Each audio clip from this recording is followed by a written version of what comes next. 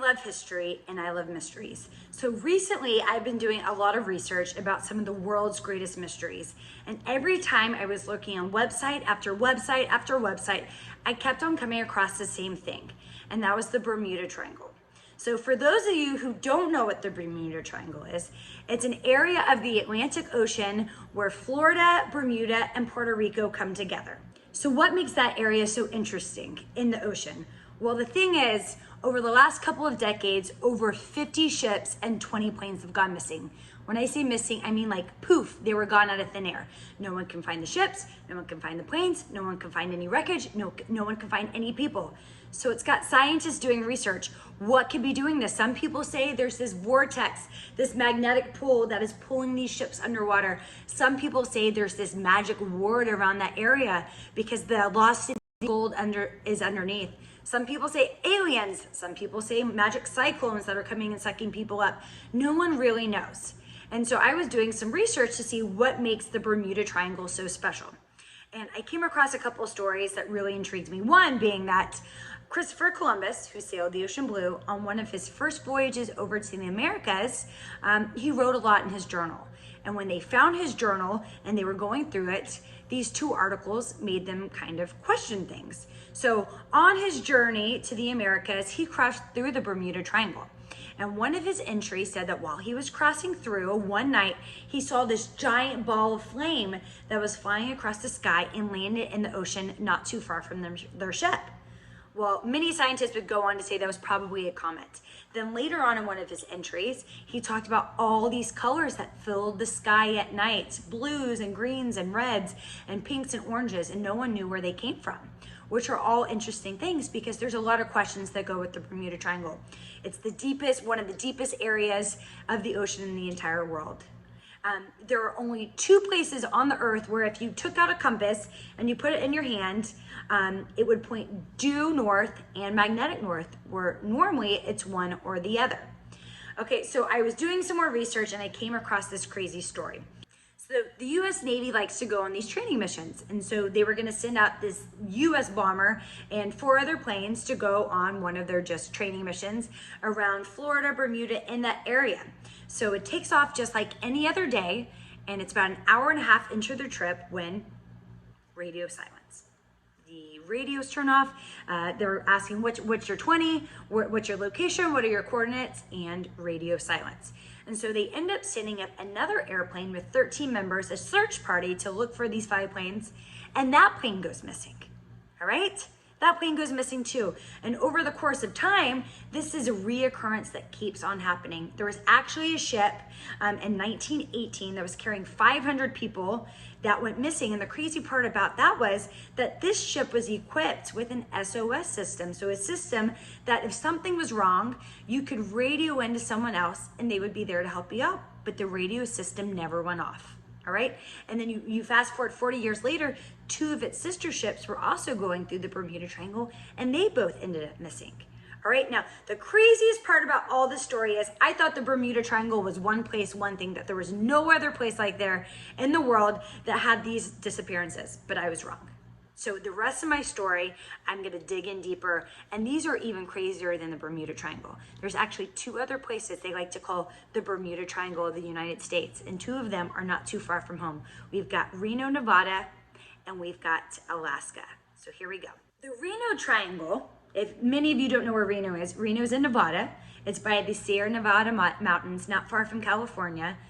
You may have heard of Reno because there is this famous government warehouse called Area 51, where many people think that the government is hiding aliens or spaceships or Bigfoot or all these unknown things that they don't want us to know about. So there's a lot of magic and mystery going on in that area. But what really intrigued me about the Reno Triangle is that over the course of the last 50 years, over 2,000 military planes have gone missing in the Reno Triangle.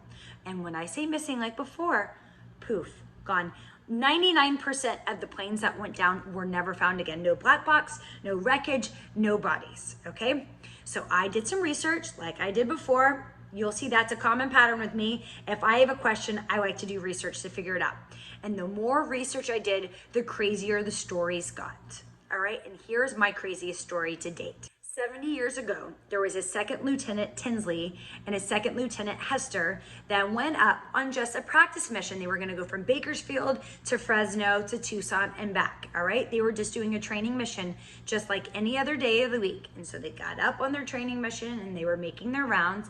And about an hour and a half into their flight, what do you think happens? Radio silence. That's right. Hey, Hester, what's your 20?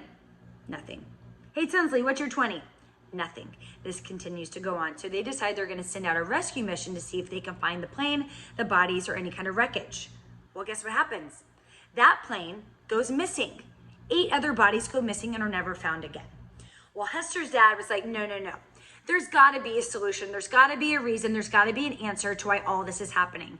And he too is a pilot. So he decided he was going to go up and do his own recon and try to find his son's body or his son's plane.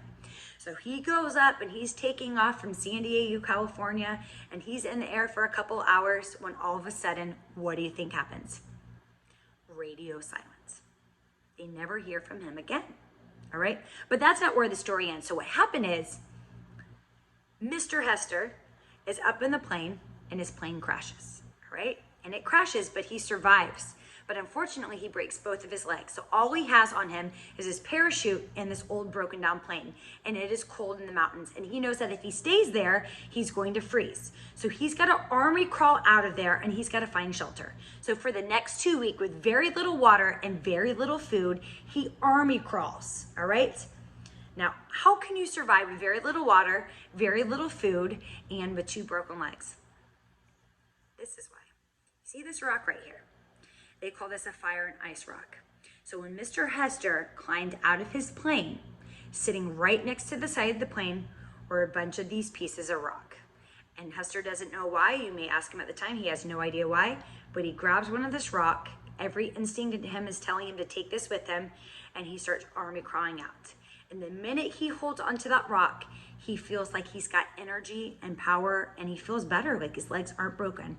He still has to army crawl, but he has the energy to do it. So for the next 2 weeks with that rock in hand, he army crawls till finally he comes up to this old log cabin that a ranger is staying at, and he's able to find some help. And so when the search and rescue team come and they're asking him questions, they're amazed that he's still alive. And he says, I have no idea. 1 minute I was up in my plane, and the next minute I felt this magnetic pull, and it was pulling my plane down. And no matter what I did, no matter what controls I pushed, I had no control on the plane. I just felt this magnetic pull.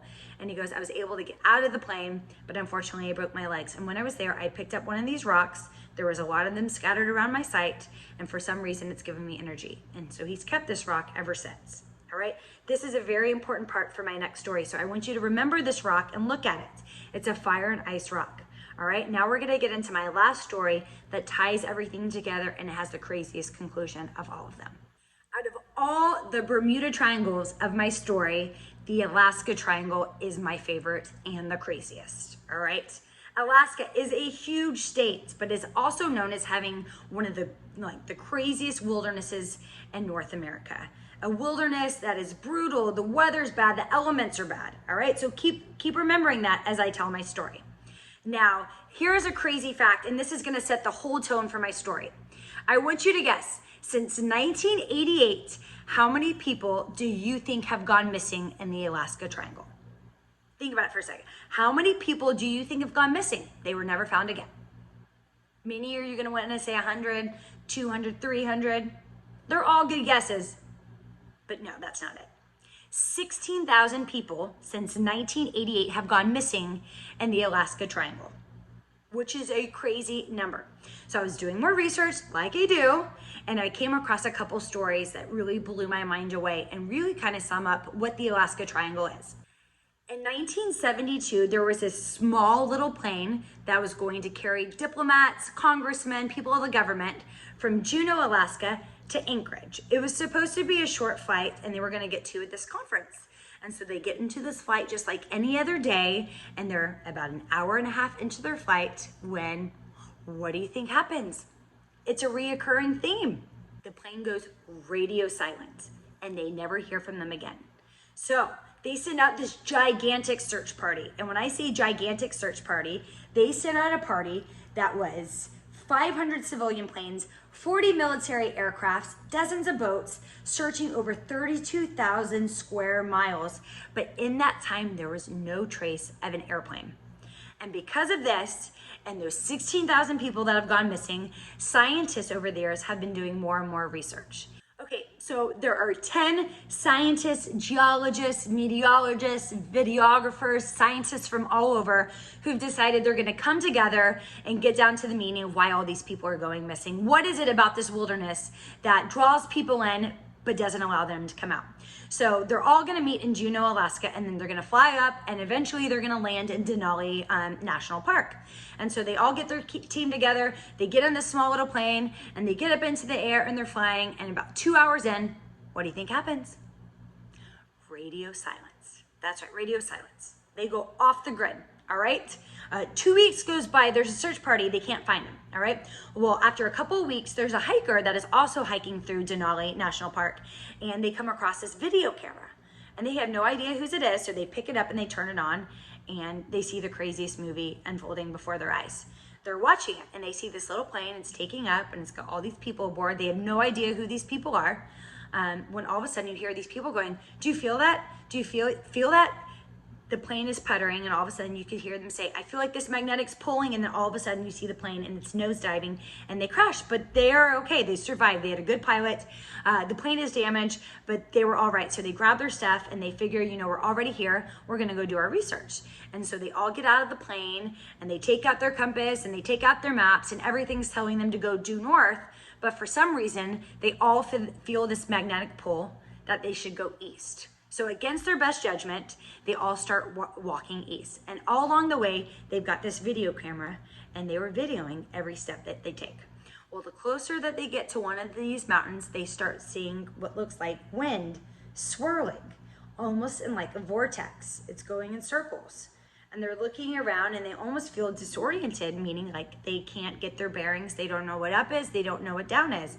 And they feel like they're being pulled and propelled forward. All right, well, all of a sudden on the camera, you see the camera drop, and you see these giant peaks of ice that are standing forward, and there used to be people standing there, and now the people are gone, and all they see are giant fire and ice rocks.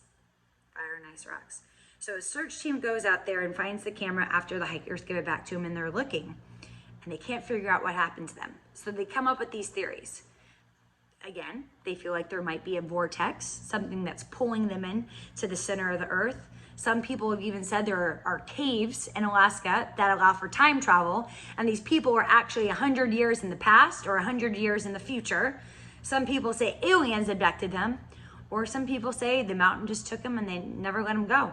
No one knows. So to this day, you've got the Alaska Triangle, the Nevada Triangle, and the Bermuda Triangle. 3 unforgiving places that have more questions than they do answers. So my goal for you is, if something intrigues you, if something interests you and you want to have more answers, do research. Figure it out, because there are so many interesting, fun adventures out there for you to take. So good luck.